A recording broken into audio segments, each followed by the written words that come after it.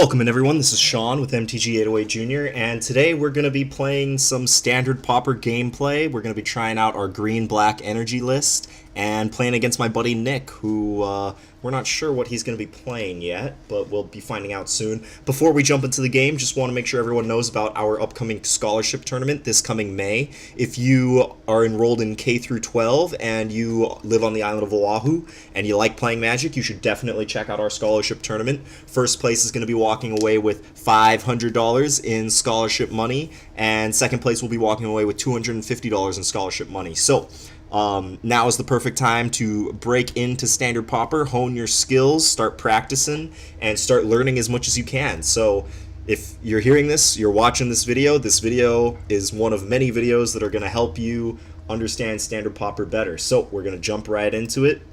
And here is the deck list we're playing. It's not that different from the deck list that we did a deck tech on, which there will be a link to in the description, so you can look at it there. But basically, we're an energy deck, playing a lot of energy cards that are really good when attacking, and then hoping to catch up on tempo with Cartouche of Ambition and some cheap removal spells. So we're going to jump into our game here. And this hand is not great, but it's not bad either. This Riparian Tiger seems like we're never going to cast it, but besides that, I think that we'll keep this hand. I could see an argument being made to mulligan this hand, because if this Thriving Rats gets answered, we're not going to have a whole lot of action going on, and these Cartouches don't do anything without creatures in play. But I really dislike mulliganing, so I'm keeping this mediocre but reasonable hand. Okay, that's not bad. It's a spell we can cast. We really would have preferred to draw a forest there and start building our way towards Riparian Tiger, as well as the 3-drops that are in the deck. But, you know, we'll take what we can get. Okay, this Fanbearer. Fanbearer is a very good answer to Cartouche of Ambition in the sense that... Oh, he does not have a creature here. It's a good answer to Cartouche of Ambition in the sense that he can just keep tapping down the creature that has lifelink. Excuse me. So we probably are going to want to use this Die Young on it at some point, or we might just put counters on it with Cartouche and maybe catch it with Skullduggery. We'll see. The fact that it has 2 toughness means that we might just want to use our Die Young on it, but we'll see. We really want to draw a forest here, which will open up Aetherstream Leopard and get us closer to playing Riparian Tiger. But even just drawing a swamp here will open up Cartouche of Ambition as a line of play. So, okay, so his hand is not all that great. I'm assuming that he's playing White Aggro, since he's only playing plains here. And White Aggro, ooh. Alright, he's probably going to tap our creature. If he doesn't, then we might get him with these Skullduggeries.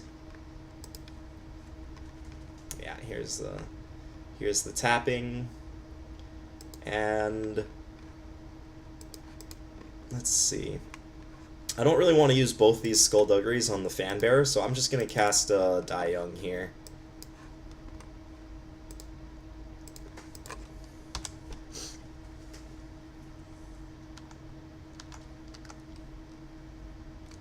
Alright. Is he just going to make a 2-2? Oh, he's got a 3-2. Okay. He's got a 3-2 with first strike. Oh, gosh. Okay, that's not the worst, but it's not that great either. I want to put Cartouche of Ambition on this guy, and I want to put...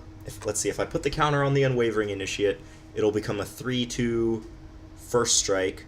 If I attack, my guy will become a 3-4, which means that he could double block and trade, but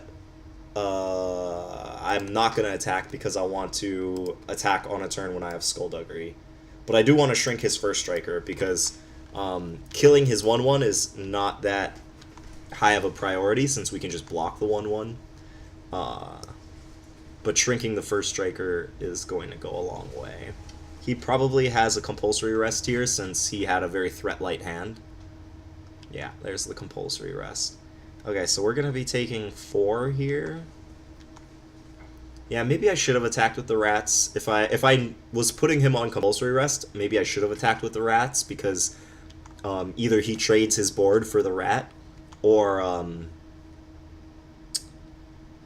or he just takes it and we gain 3, which is better than where we're sitting right now. All right, hopefully we draw our forest here. That would be real nice. There it is. Okay, we're in this game. We are in it to win it.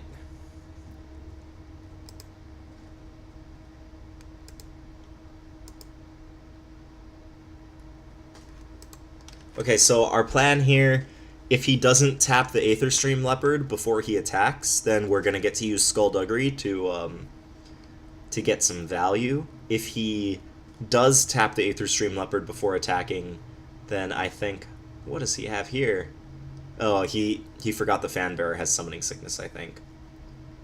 He's trying to tap the Aetherstream Leopard. So if he does tap it pre-combat, then that means that we're going to get to attack him back.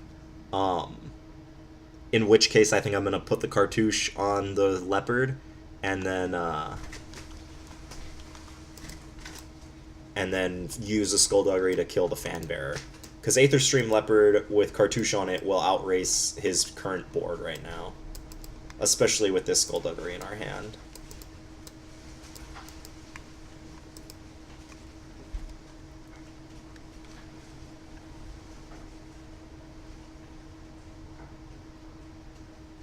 Okay, he's deep in the tank, so that means he does not have a second compulsory rest.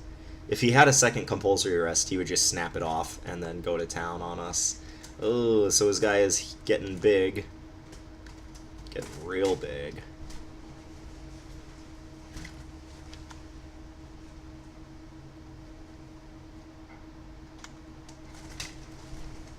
Okay. Oh man, Vigilance is so good.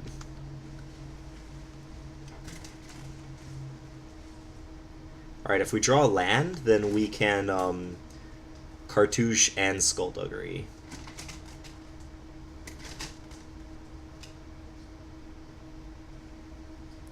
But he is going to... Oh, shoot. If I had blocked, I could have Skullduggery'd and gotten his Unwavering Initiate. I totally should have done that. Okay, this presents a bit of a pickle. Because... Okay, I need to put the Cartouche here. Yeah. I definitely... Yeah, I thought that putting the Cartouche here meant that we couldn't take our Skullduggery line, but it turns out we still could have. Yeah.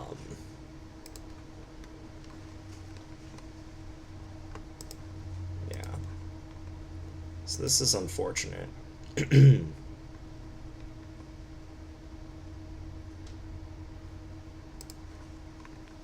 Alright, and then I just want to do this now.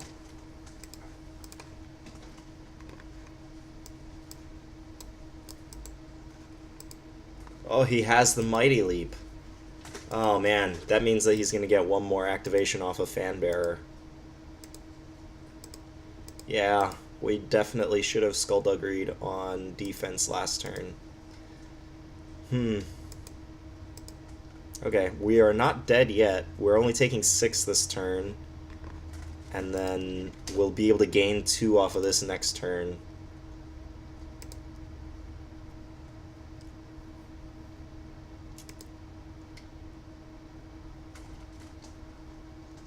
Oh, God, those Fanbearers are just shutting me down. Thriving Rhino. Okay.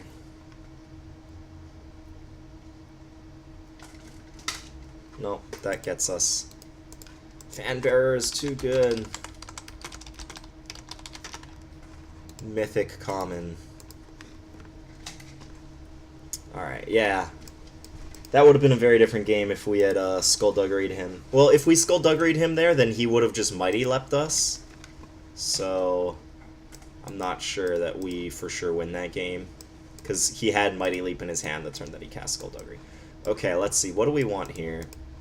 He has Mighty Leap, and Stinging Shot is a nice answer to it. He probably also has Gust Walker.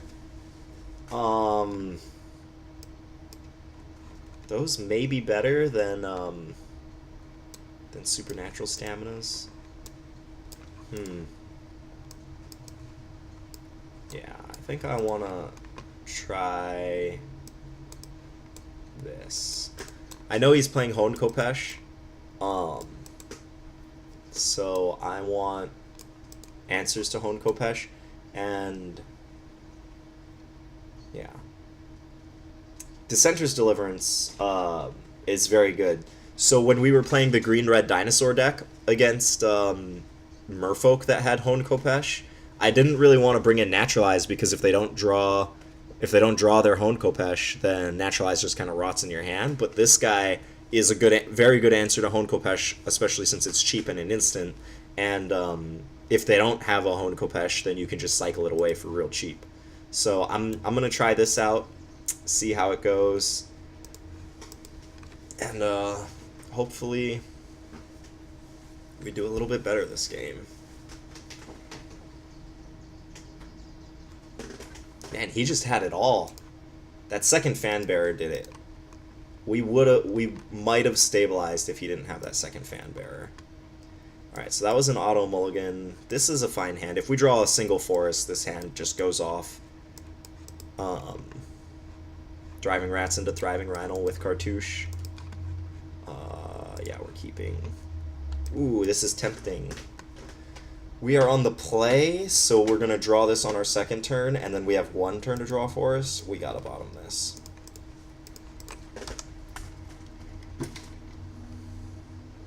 Yeah, if we were on the draw, I might have been inclined to keep that Aether Poisoner, but not when we're on the play. Ooh. Hits the ground running. Is this a forest? Big Money Forest. There it is. Boom.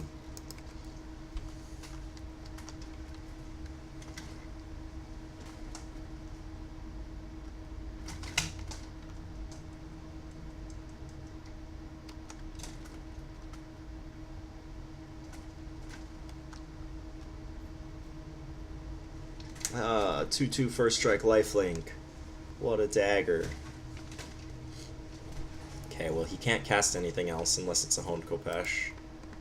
So his guy is big, but not so big that we're just gonna die to it. Okay. I could put the Cartouche here. Let's see. If I play the Cartouche this turn, then I will gain 3 life. And I think I would actually want to shrink the cat. Just because it has lifelink.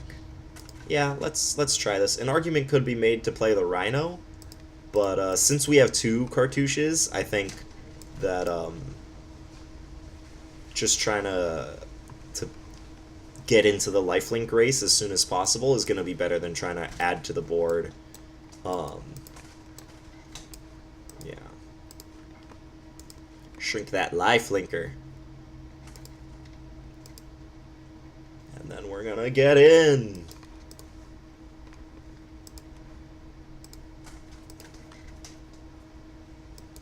Yes, we want to use the energy.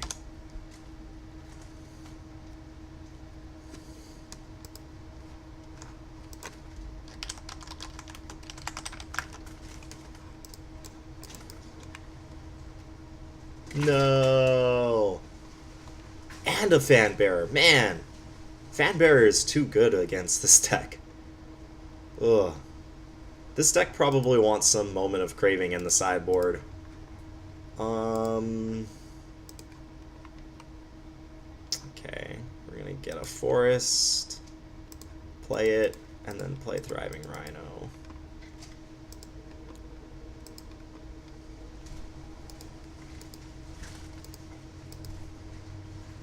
Alright, we really want to draw Die Young.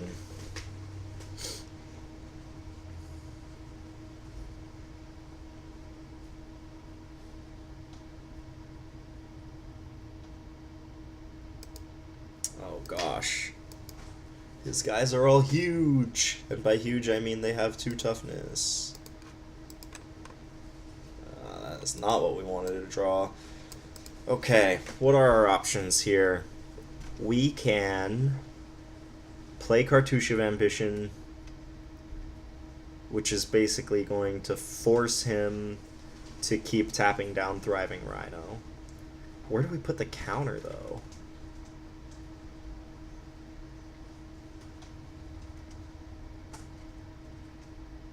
If we put it on Fanbearer, then if we draw our 3rd Cartouche of Ambition or one of our 3 Skullduggeries, then we'll be able to kill the Fanbearer. Or we can try to shrink the Talkrop Elite, which is going to give it flying. Or we can try to kill the Warrior, since it seems like he might be trying to go wide. I think putting it on the Fanbearer has the highest upside here.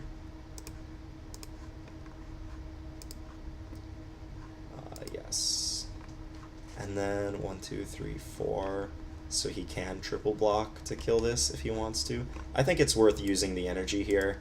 Like, we're not winning this game by saving energy. We're gonna win this game by answering this Fanbearer and then unlocking our Thriving Rhino.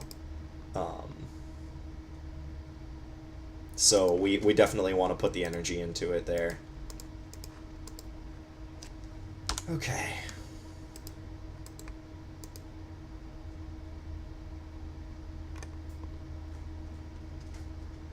Alright, we've got no cards in our hand against his arguably better board and 3 cards in hand. What? How lucky.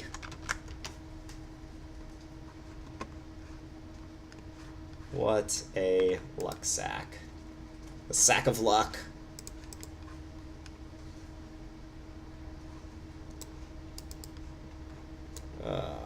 I guess in this situation, Naturalize would be better than Dissenter's Deliverance, since his removal is all enchantment based.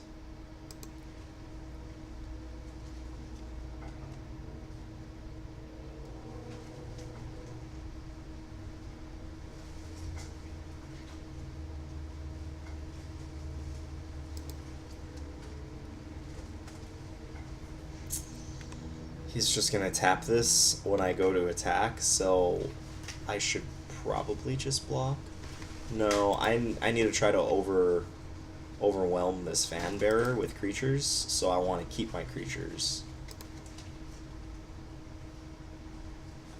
Man, so he got 2 2-for-1s on us here.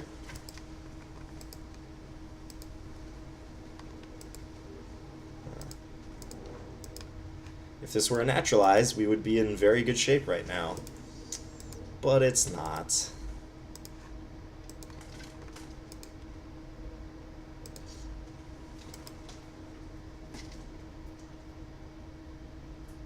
Yeah, that's an easy block for him.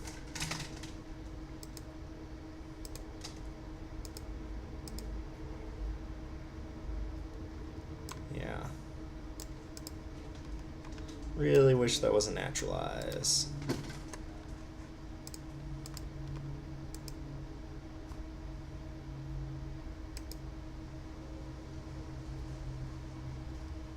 White Aggro, too good. I don't think we've done a deck tech yet on the Mono White Aggro deck, but this list that Nick is using is actually a list designed by Travis Wu when he was staying in Hawaii between Pro Tours before all of the stuff happened with Travis. Travis designed this deck and was just like, well, this strategy is great in Amonkhet Limited, so it's probably great in Standard Pauper. And I think all the cards in this deck are all from Amonkhet and Hour of Devastation. Yeah. Alright, attacking for 1. Value.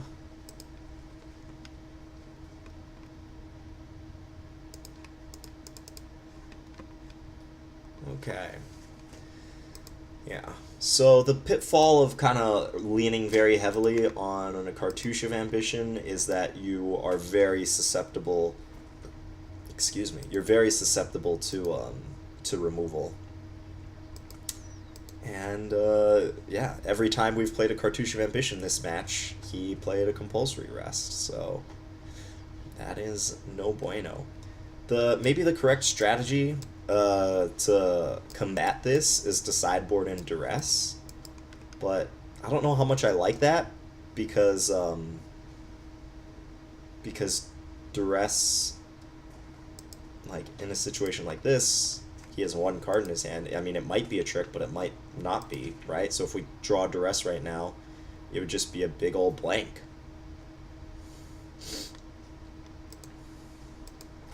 Alright, we really need to kill this fan bearer, though.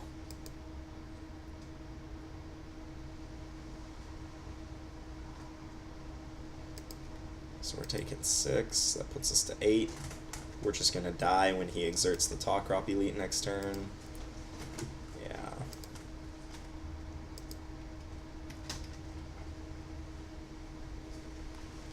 Okay, we can sacrifice this. Oh, that feels bad.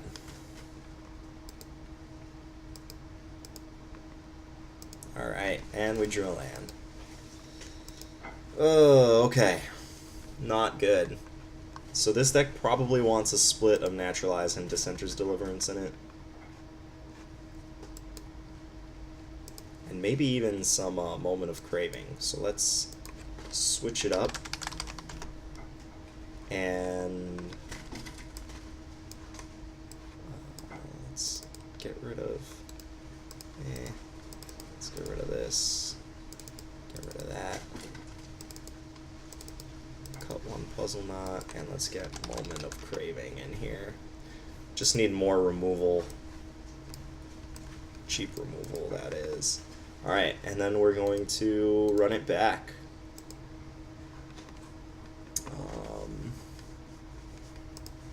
Format, Pauper. Alright.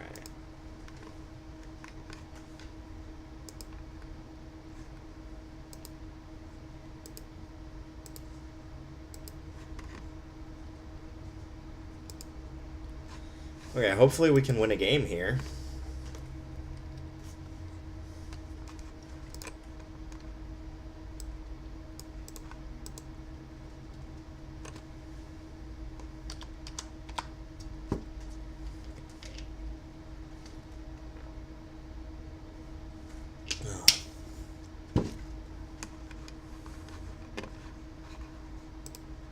Ooh, this is not a good hand.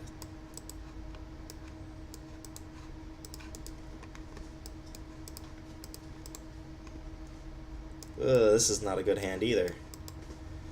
I really don't want to go to 5. Let's see, there are 8 swamps in this deck and 4 attuned with Aethers. So that gives us a 12. There's 12 cards in our deck that allow us to play Magic with this hand. I don't like those odds.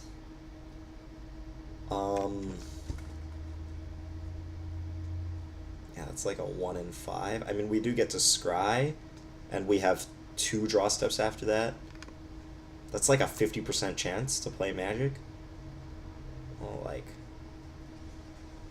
a little more than 50%. I think I want to... I really don't want to go to 5. I'm going to keep this. Alright, there's a Attune with Aether. Sweet. Best possible card. Alright. So I mentioned this in another video, but I should have mentioned this sooner in this video. If you play Standard Pauper with MTG 808 Jr., we allow Attune with Aether to be legal. Even though it's banned in regular Standard. And the reason for that is because it's not broken. I mean, it is very good, but it's not broken in Standard Pauper in the same way that it's broken in regular Standard. The reason it's banned in regular Standard is because of all of the other energy cards that kind of go along with it. and those cards just aren't an issue in Standard Pauper. So Attune with Aether, completely legal in Standard Pauper as far as MTG 808 Junior is concerned. Other people might play by different rules, in which case this deck might still exist if you play without Attune with Aether, but it'll definitely be a lot less powerful. You would have to play at least 3 or 4 more lands. I really wish that was a swamp, then we could Skullduggery and Thriving Rats here. He's probably... I don't know, he might not block this. He probably is not going to block this, actually. We are going to use the energy. Okay.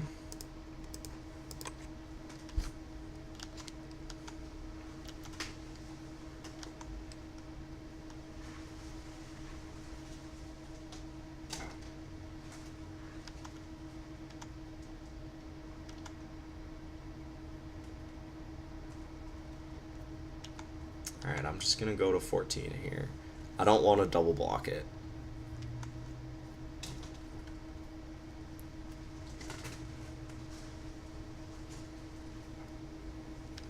Crop Elite. Oh man, we are really light on black mana here. Let's see.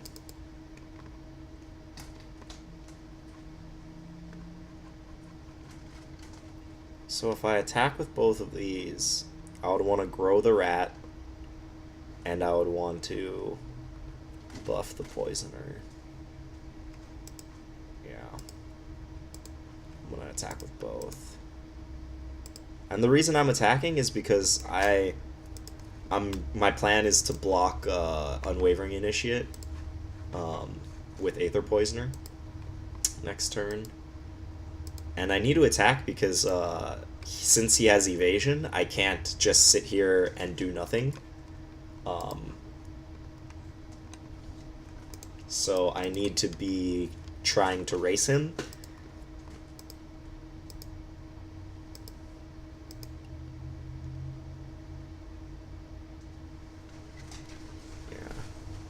Really wish that we had a second swamp here. But at least we had the one swamp, right? We drew the Attune with Aether so that we could at least cast our spells.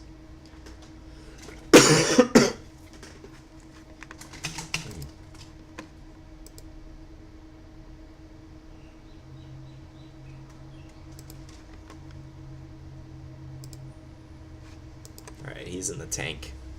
He must have a trick of some sort. Or he's thinking of whether he wants to exert or not.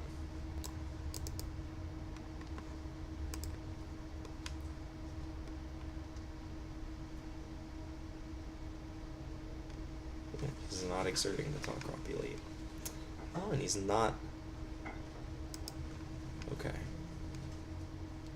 So this means that we're gonna go to 9.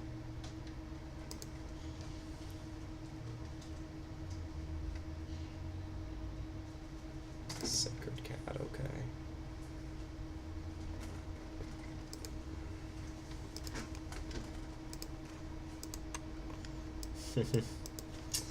Again, with the lack of having double black, this is awkward. And I think this is one of the best arguments for playing a monocolored deck. Right, like even though our mana base is okay, like we don't really have any double black cards. Our only double green card is a 5-drop. So like our mana is okay. We even have Attune with Aether to fix our mana. But when situations like this come up where it's like we need to cast 2 spells in a turn and we can't, it's really awkward. Okay, I am going to just attack with Thriving Rats here, I think. Okay, so he's going to attack us next turn down to 7, and then if he exerts both of these next turn, this is going to be 3, and that's going to be 7. So we're going to die next turn. if we take any more damage. But we'll have a Skullduggery there to shrink one of them, so we'll be able to go to 1. But we still need to be able to race. So I think I need to put the energy into this rat. Maybe I need to attack with a poisoner too.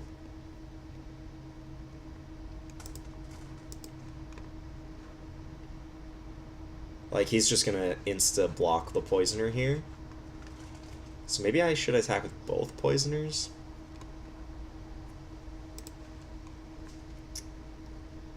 Yeah. I need to be aggressive here. Okay, so I'm not gonna make a servo, but I am gonna pump up the rat.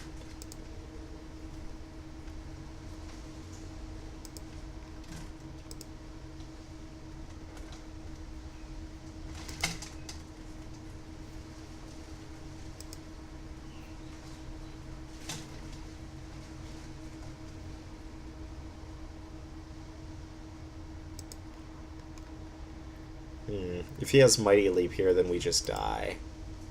But I don't think we can not play Riparian Tiger here to try to play around that.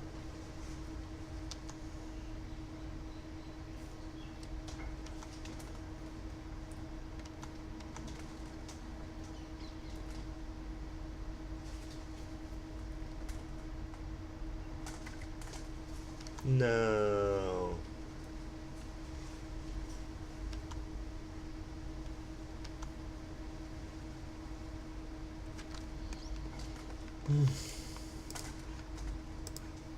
Alright, we're gonna double block here. Excuse me. I know he doesn't have Mighty Leap, because if he had it, he would have just killed me.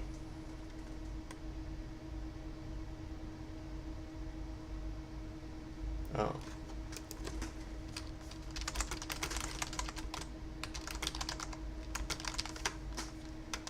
Okay, well, I guess he didn't see that he had me dead with Mighty Leap.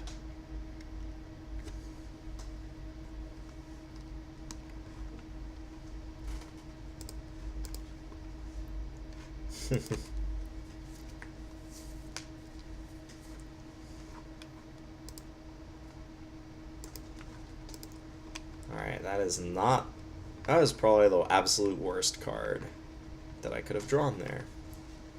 Okay, we're gonna play it. We are going to attack, and I guess I'm gonna put the energy into this, so...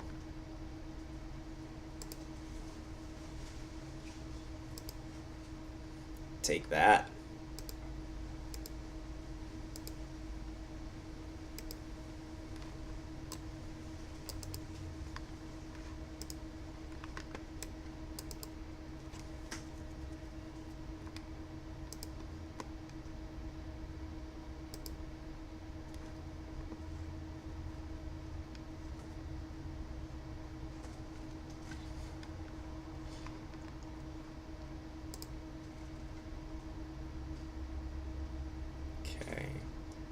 So this puts me to 2.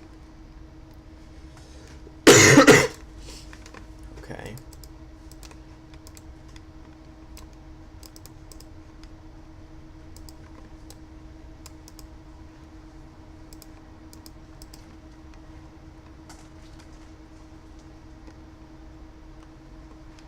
All of the Sacred Cats.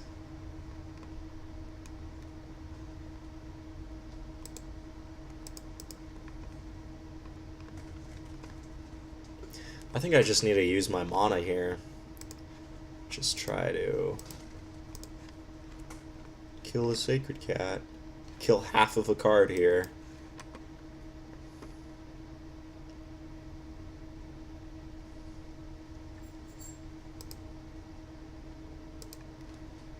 That is not a cartouche. Alright, we're just dead. I guess we're not dead this turn, but I guess we might draw a cartouche next turn, so we should not concede.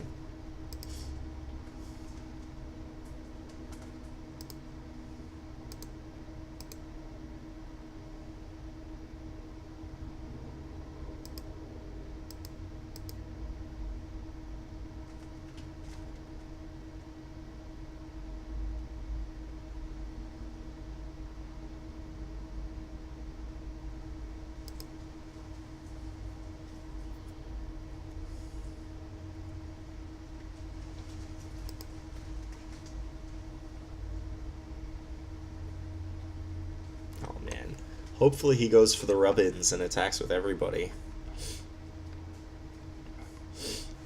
And then we can go to only one life with Skullduggery.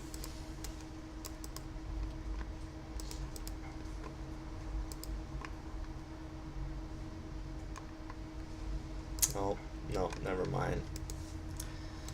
Alright.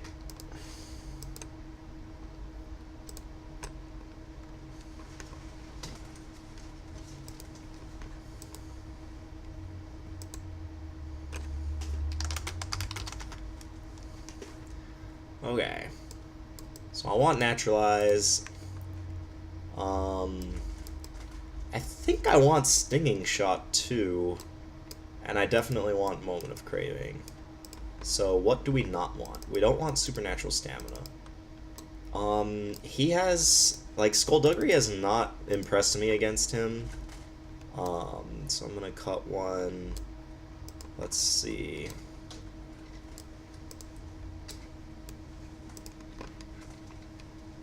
Let's cut one Tiger.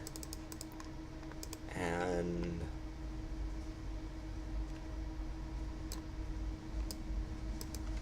maybe we just want to cut 2 Skullduggeries. Maybe we just want to cut all the Skullduggeries since we're bringing in a bunch of spells. I don't really want to cut a Cartouche. I don't really want to cut creatures. Okay.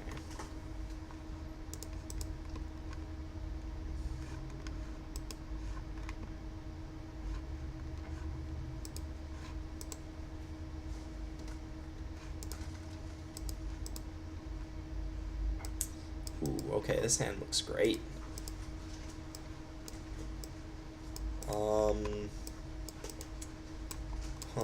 I think I'm gonna get a Forest with the Attune, because I want to make sure we can cast Tiger. Although the situation that came up last game where we might want to cast 2 black spells in the same turn might come up. And there are way more forests in the deck than swamps. Alright, I'll go ahead and get a swamp. Like, we don't need that forest until our 5th land.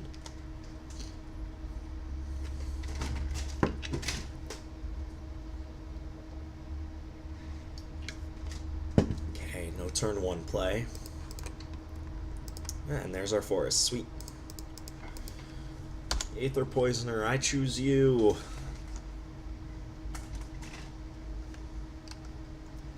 Man, I hope that we get to naturalize a compulsory rest in the middle of combat this game. That would be sweet.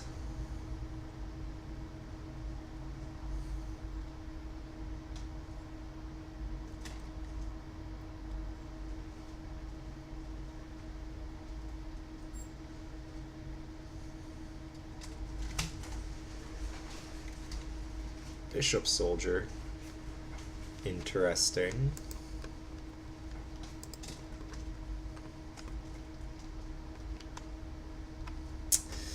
Alright, we're getting a little flooded here. I'm not very excited about that.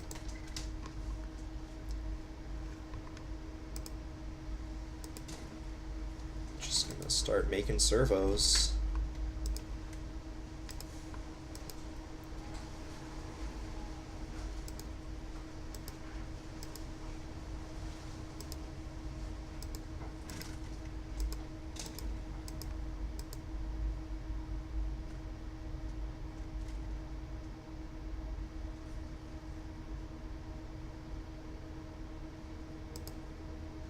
Okay.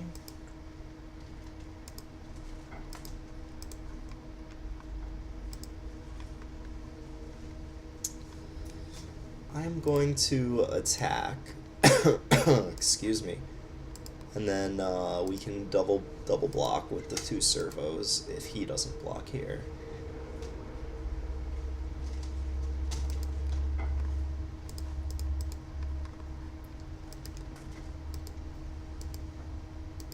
Yeah, it might have been correct to try to save the energy for the Tiger and just try to get a bunch of Tiger hits in.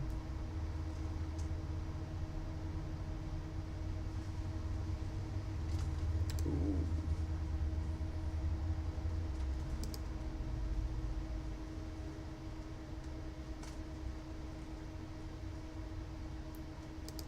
And a Honkopesh? How absurd.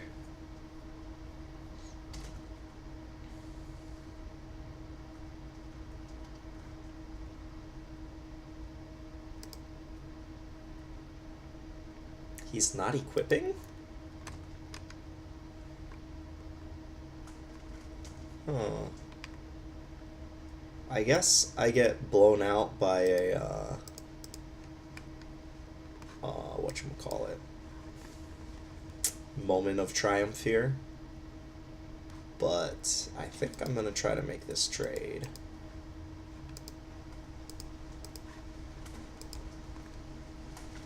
Since these servos don't really do anything with Honkopesh out.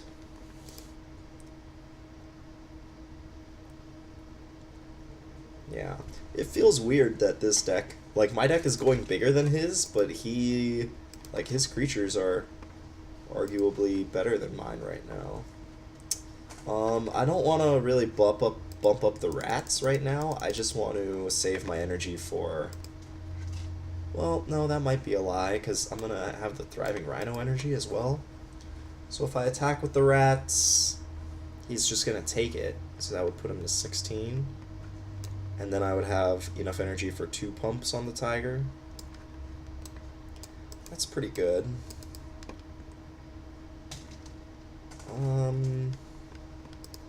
Yeah, I'm going to go ahead and start pressuring. He's a little mana screwed.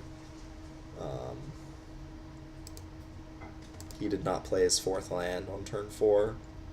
So I think I just need to try to go for the throat here. If he attacks with this, I think I'm just going to snap off a block with the Poisoner, because I don't want to trade my Tiger for a Mighty Leap.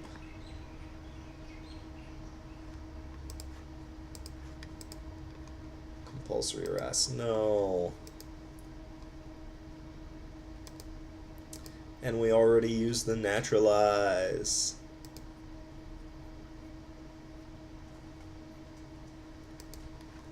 Alright, I'm just going to block.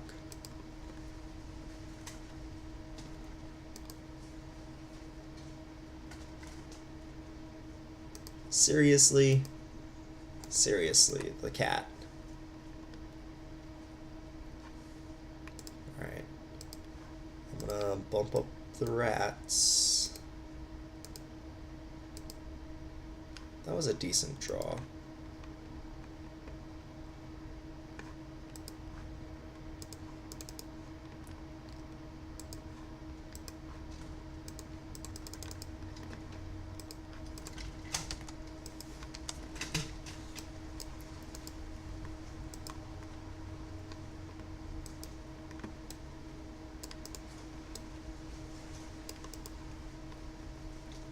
Uh-oh, that guy is huge.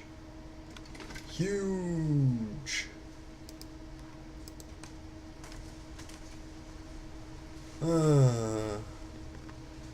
So if I attack with the rats and turn it into a 4/5, then he just double blocks.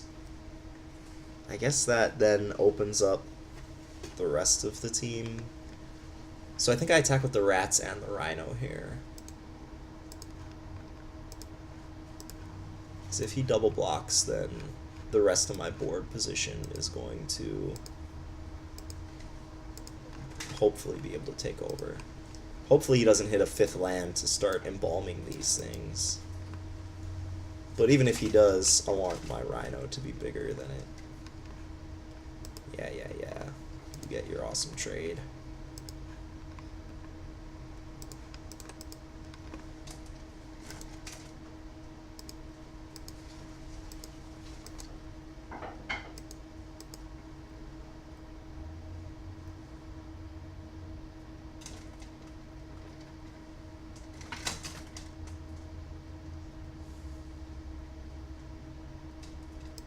Oh god, Fanbearer, why?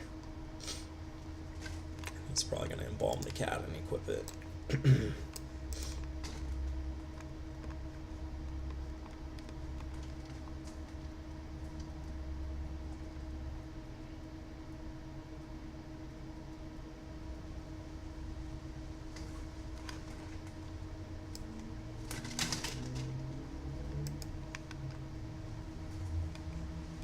He's in the tank. He must have decisions. Gustwalker. Okay.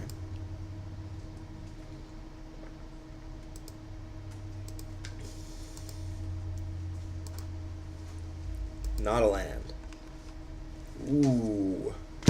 That was a very interesting draw. Okay.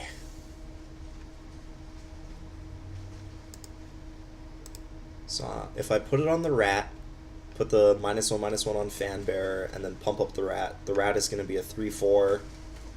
And yeah, it's going to get through.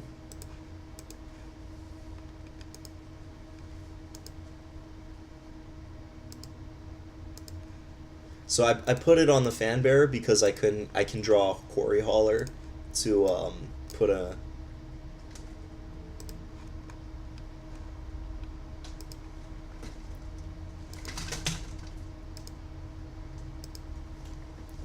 a second counter on the Fanbearer. Or I guess I could draw another Cartouche of Ambition. Alright, so he's at 5. This looks like it's going to be a close game.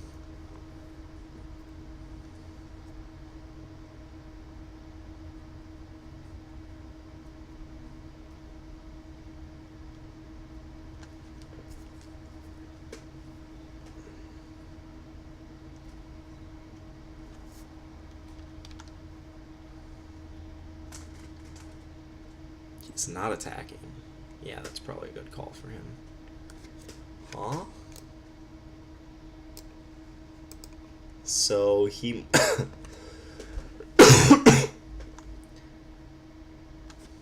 Ooh, stinging shot. This is interesting. I don't know if I want to cycle this card or not. Because Gustwalker is, like, he's on his back foot, so he's not going to...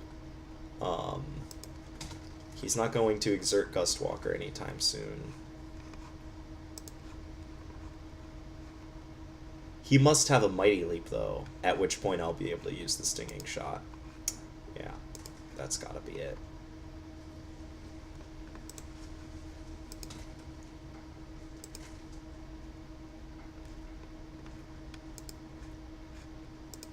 Come on. Use the Mighty Leap. Use the Mighty Leap! Yes! He has the Mighty Leap! Oh man, how lucky are we to have drawn this Stinging Shot? So lucky.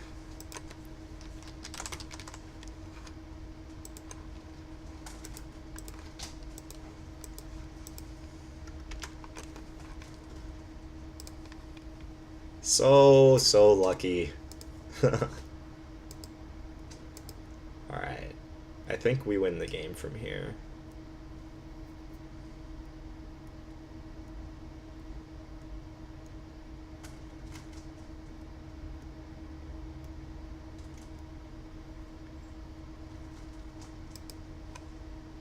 Alright, and then he's going to equip it.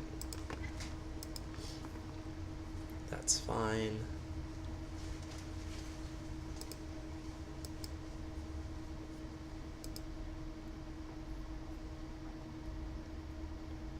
Alright, let's just draw something that makes us 2 energy, so that if we draw something that makes us 2 energy,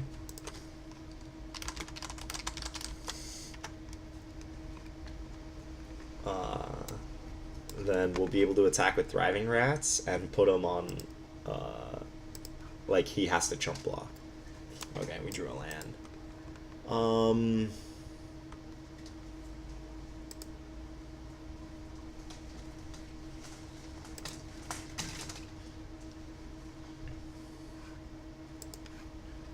Okay. I think I still want to attack with the Rhino here. Because even though this opens up the opportunity for him to attack us back, he's only going to gain 2 of the life back, and it'll open up our Thriving Rats to attack him back if he does that.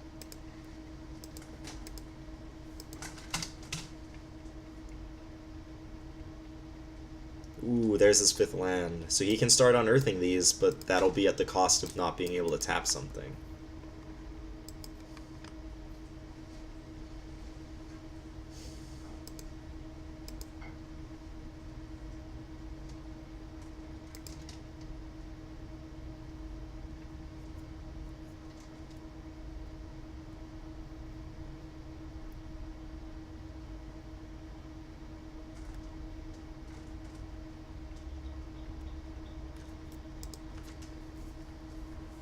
Let's see what he does.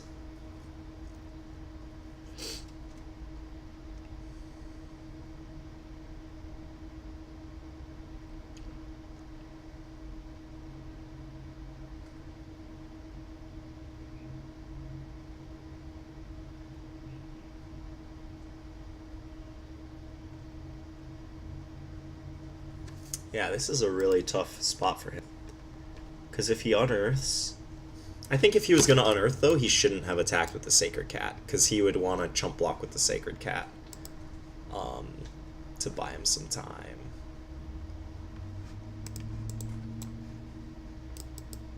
Yeah, since both of my dudes are 3/4s. Yeah, he just scooped. Alright, top deck Stinging Shot on the perfect turn for the win. There was a Quarry Hauler. Okay, so...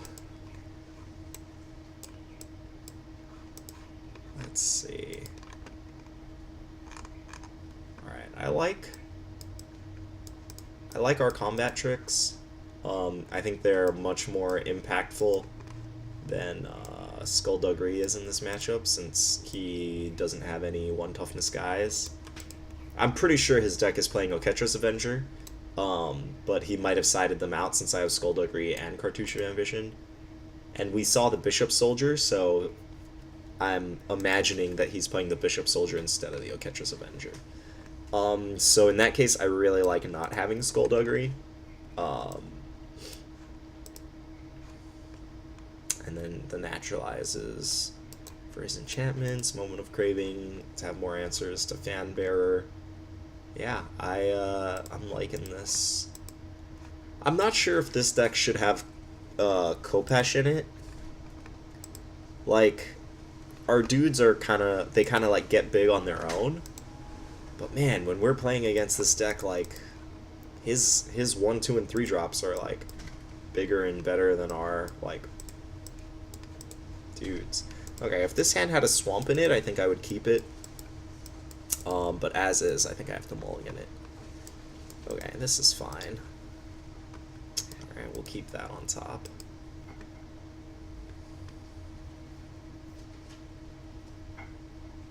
Sacred Cat, okay.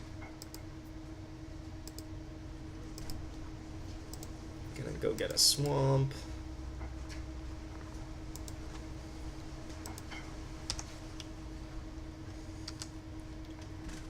Hopefully, Moment of Craving on something.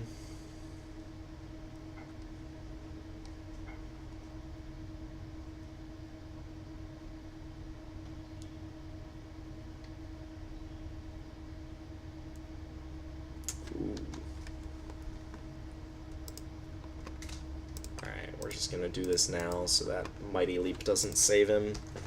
Want to use our mana, so we for sure want to cast it, and we don't want to have to wait for him to give us priority.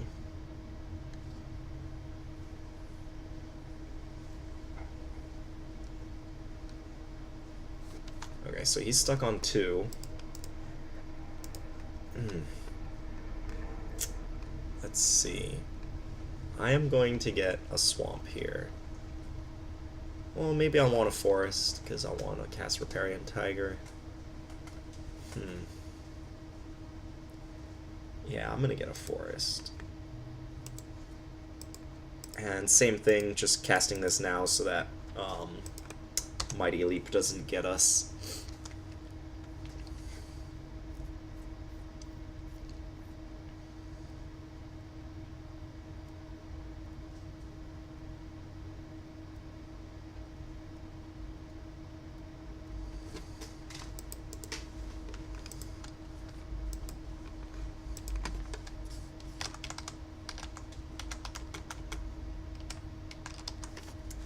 He sandbagged a Fanbearer. Okay. Well, we're gonna play this. Hopefully this is going to lock up his mana for the next couple turns. If we want to, we can play Cartouche of Ambition on the Rhino, and then use Quarry Hauler once we draw a 4th land to kill off the Fanbearer.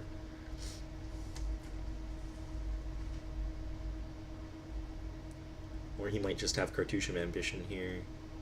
Or I was compulsory rest. That is a very good draw for him too, though.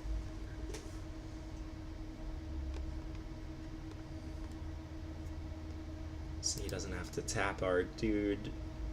He still gets to attack. Yeah, that was good for him. Hopefully we draw a land. Stinging shot, no.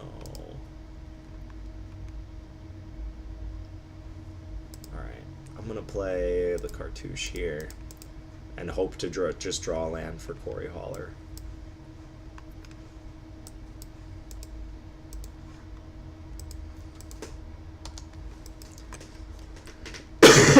Excuse me. Yes, we want to use Cartouche of Ambition's ability.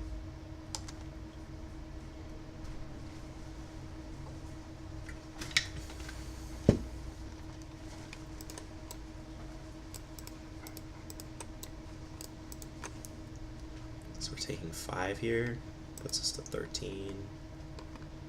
Really hope we draw a land.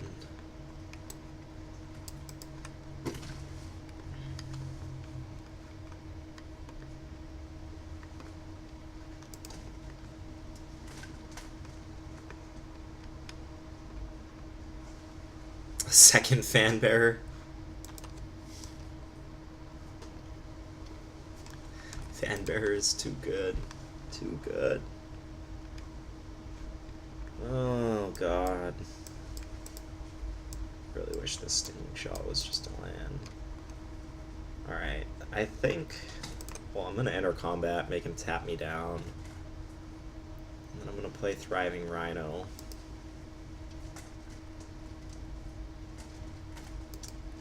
Yeah, I think I'm gonna be like 1 turn too slow here. Unless we draw a land. If we draw a land, then I think that we'll be able to just barely survive.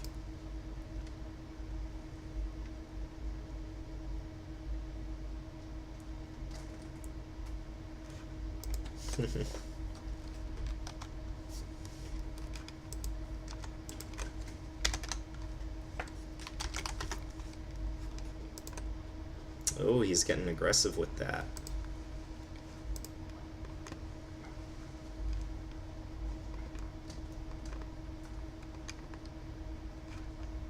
So this puts us to 8.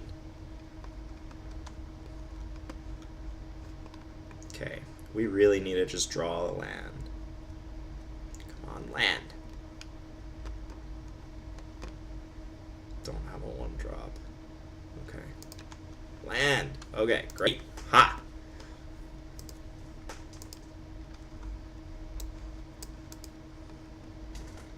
Oh. So, my line here is to play Quarry Hauler. But I think the correct line was actually to play Cartouche of Ambition, since he tapped during our combat step. Yeah.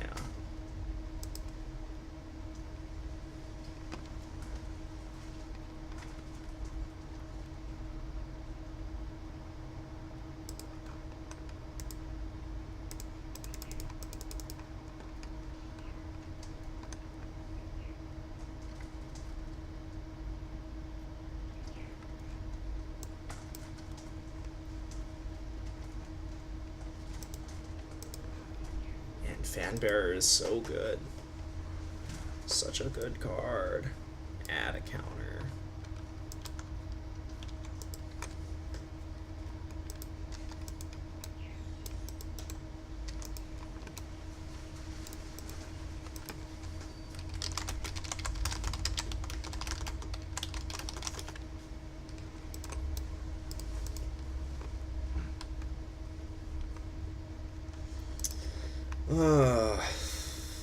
I don't think I can try to double block this.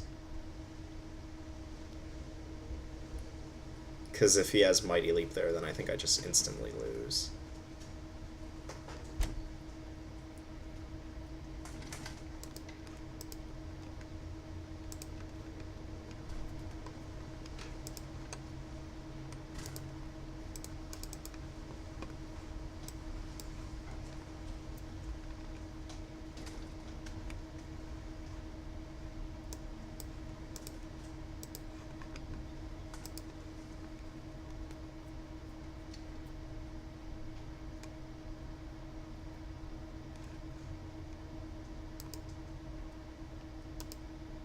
So he did still have a Catcher's Avenger in the deck.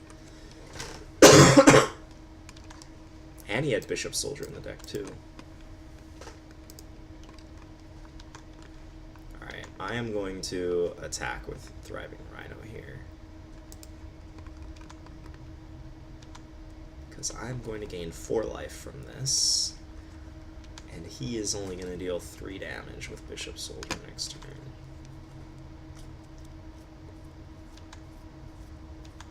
And I gotta start using my energy.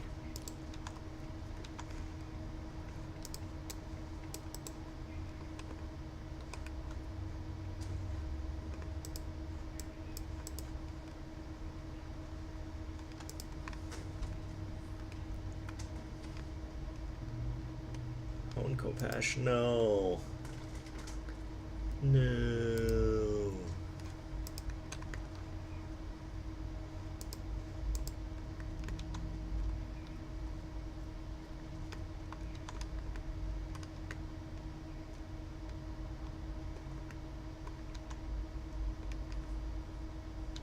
Okay. So we broke even on life there. And we're gonna break even on life again here.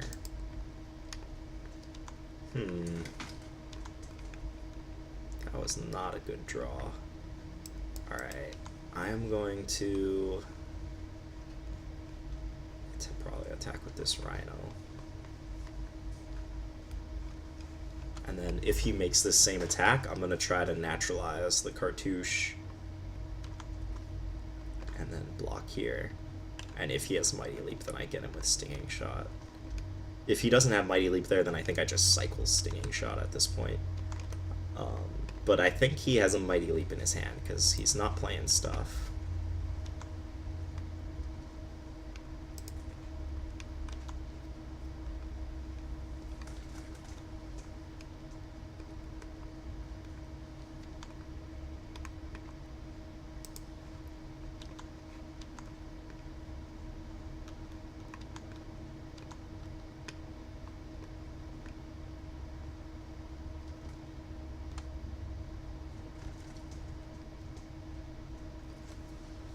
Yeah, this is a really good game. This is a very good game of Magic. Ooh, he's moving it over to the Sacred Cat. I smell a Mighty Leap coming if he's going to attack with the cat. Ooh. Never mind. So he's got 6, 7 damage here.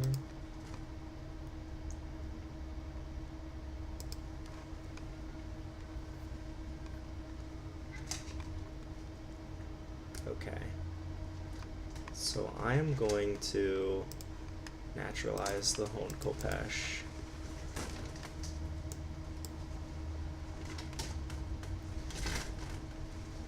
I should have blocked first, because now he might tap the Quarry Hauler.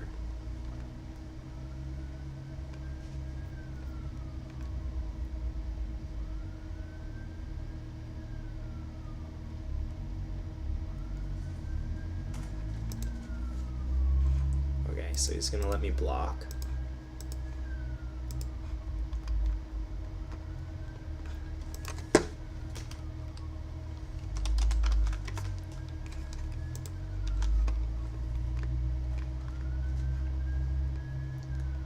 Okay, and he doesn't have Mighty Leap, so I'm gonna cycle the Stinging Shot.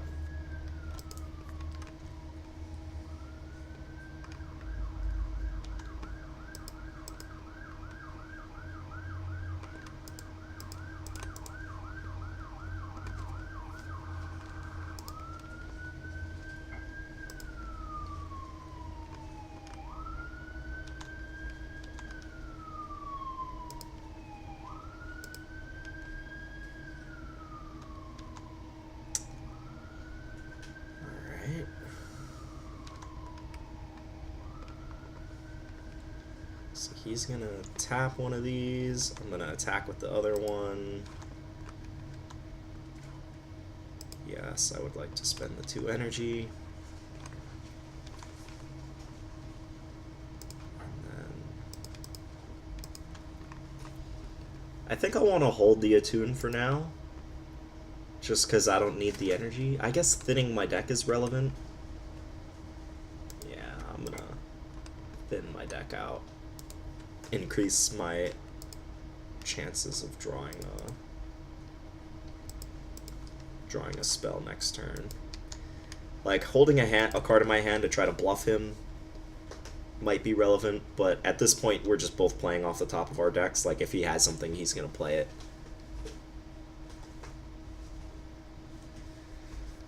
Notably, we are both running pretty low on time. So, the way that tiebreaker rules go on Moto is that you cannot draw on Magic Online. So whoever's chess clock runs out first loses. But in a real game of Magic, so if you play in one of our tournaments, and it goes to time, both players have a combined total of 5 turns to finish the game. So if it ends on my turn, that'd be turn 0, then it would go his turn, turn 1, my turn, turn 2, his turn, turn 3, my turn, turn 4, his turn, turn 5. If the game isn't over by then it's a draw. You know, no matter what the life totals are, no matter if somebody's about to die, it's a draw if the game is not over. But if the game ends at any point during those turns, then, oh no. And the Top Crop Elite, man. Okay, I am gonna get a bash him here for a ton. So let's just ka-chow.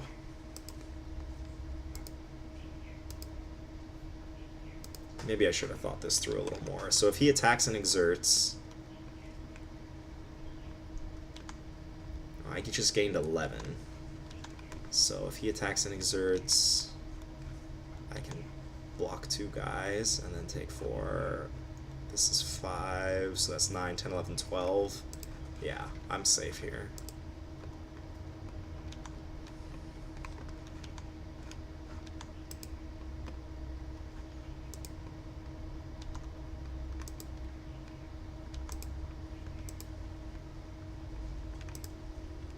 Yeah, I don't think he can attack with everyone, but he definitely gets to plink me here for 2.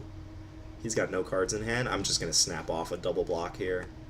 Oh no, a double block here doesn't work because he'll just kill this, and then this isn't big enough to kill him. So we just have to take it.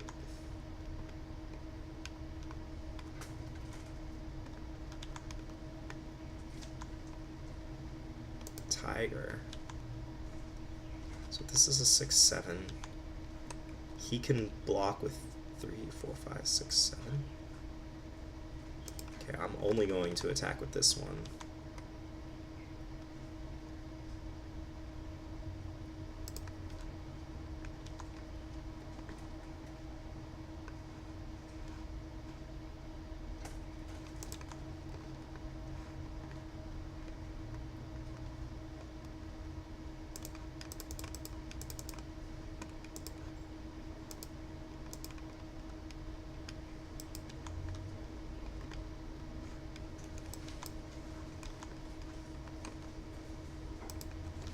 Yeah, this might actually come down to one of us timing out, which would be a hilarious way to finish this.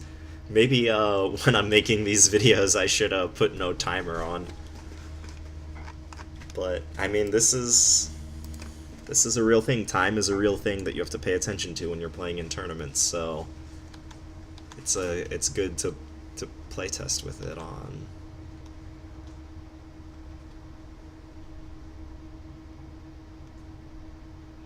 Oh, he's coming in with the team.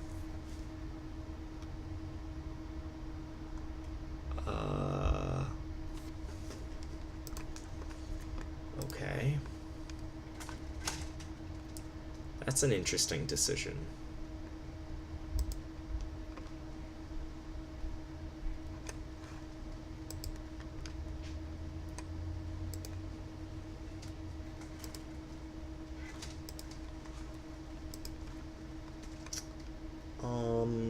Okay, so if I block everybody on this, then he's gonna get to kill one of my guys and then the other 2 kill it.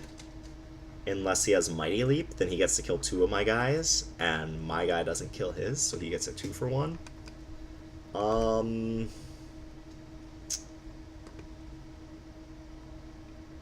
Yeah.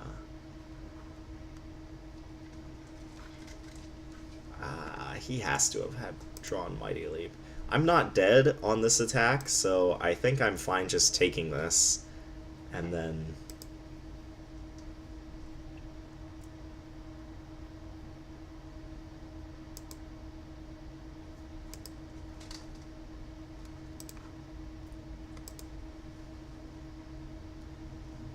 Yeah, he has to try to attack and kill me with damage, because he is going to lose the life race. Or the time race, rather.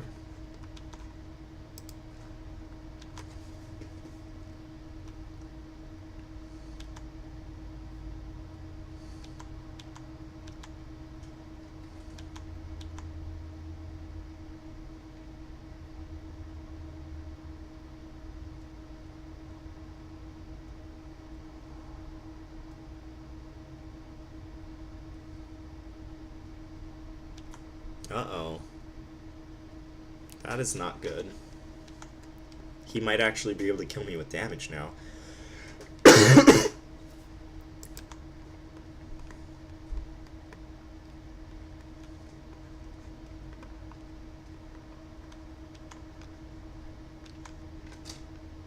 Oh, that was such a good draw. Oh, that was such a good draw.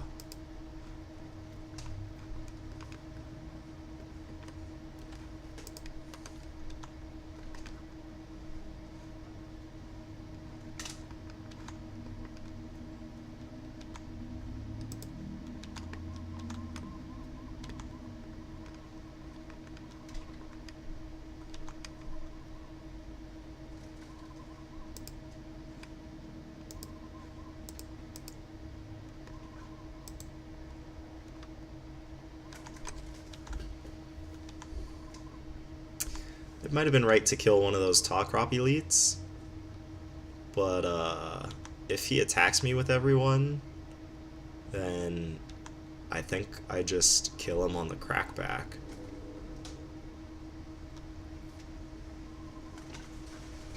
No, I can't kill him on the crackback because he's going to have warriors with vigilance.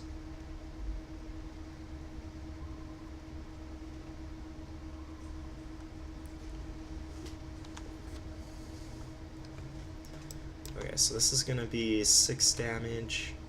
So this is 10. This is 15. This is 19. This is 3 each, so 22, 25, 28, 31. So I need to prevent 8 of this damage. So, okay, so Thriving Rhino is going to chump the Bishop Soldier, and then I'm going to eat 2 of his tokens.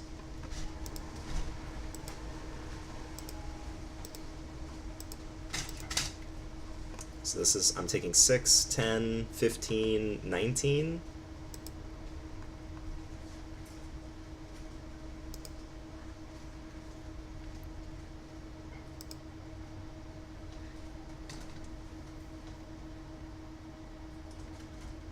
Oh, that was a good draw for him. All his guys are exerted, though.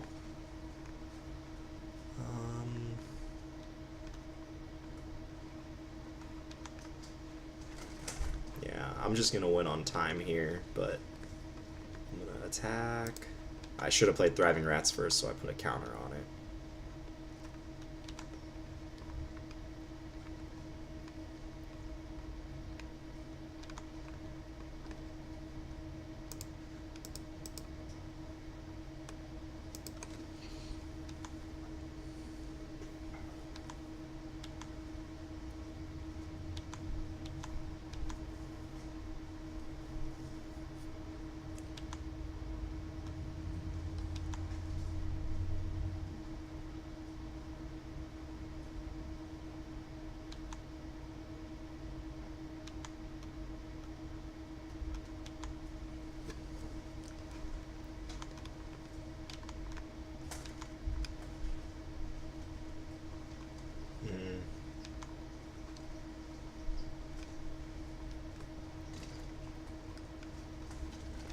I think I have to say go here because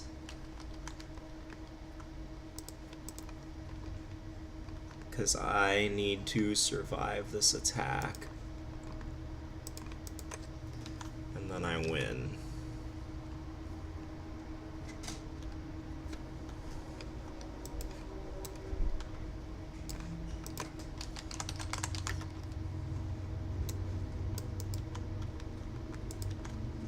Yeah, he tried to activate this at the end of my turn.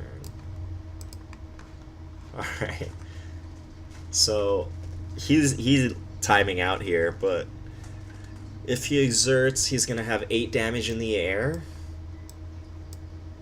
I guess if he only attacked with the 2 exerted guys, then he wins.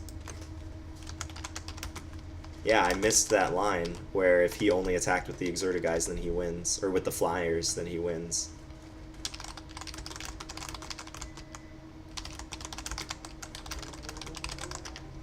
That was a great game.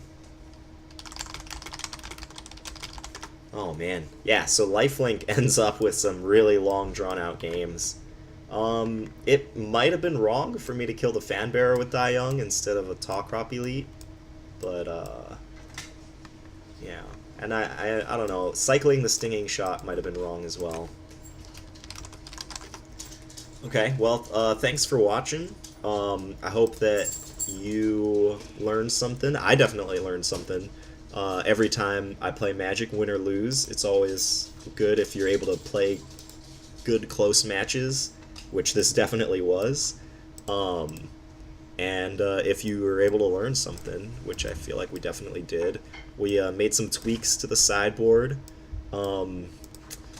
We kind of like lost, or we would have lost, excuse me, a long drawn out game there. So it might have, you know, we might want to consider putting some of the Cycle Deserts into the deck. But yeah, that was a really good game. I like the Moment of Cravings in the sideboard. I like the split on Naturalizes and Dissenter's Deliverance. The Stinging Shots worked out real nicely. The main deck, you know, we might want to consider some number of Skullduggeries moving to the board. Like, I feel like against this deck, Skullduggery should be okay, especially since we know that he has Oketra's Avengers, but yeah, I don't know what changes I would make to the deck moving forward at this point, but the core of the deck seems pretty solid, and I'm happy that it kind of proved itself. So, thanks for watching. If you enjoy the content that we make and or you want to support Youth Magic on Oahu, check out our Patreon page. For as little as $1 a month, you can support what we do. For $10 a month, you can get your name listed on one of the sweet plaques that we have in our partner shops here on the island, The Planet, Westside Comics, and Dirtle Zone. And yeah, the scholarship tournament that we're running would not be possible without the support from our monthly patrons. So please check out the Patreon and hit that like button or that subscribe button if you haven't already to stay up to date with all of the standard Pauper content that we'll be pumping out, and hope to see you at our next tournament. Thanks for stopping by.